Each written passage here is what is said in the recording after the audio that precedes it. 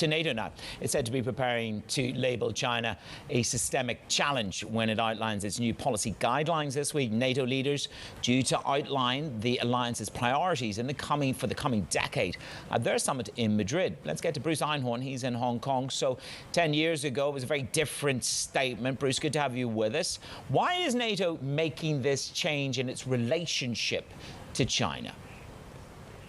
Mattis, it is interesting because the document from 2010 didn't mention China, which of course made some sense, right? Because this is the North Atlantic Treaty Organization focused on Europe, on the Mediterranean. China's nowhere near any of those places, but China's influence has, of course, grown quite a lot since then. So people familiar say that NATO allies are concerned about China's role in issues related to cybersecurity, disinformation, and the so-called no limits partnership that China has with Russia that President Putin and President Xi Jinping announced shortly before the invasion of Ukraine.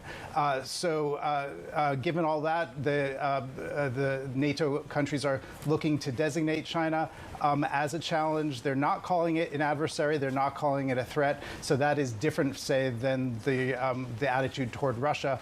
Still unlikely to be something that China looks kindly on. China already has suspicions that the U.S. has been trying to organize countries in China's part of the world to contain China. China has criticized what it sees as U.S. efforts to create a NATO in the Indo-Pacific region. They've even criticized the U.S. for trying to organize a NATO in space. So here we see NATO actually taking some action toward China, so something that may provoke a reaction from Beijing.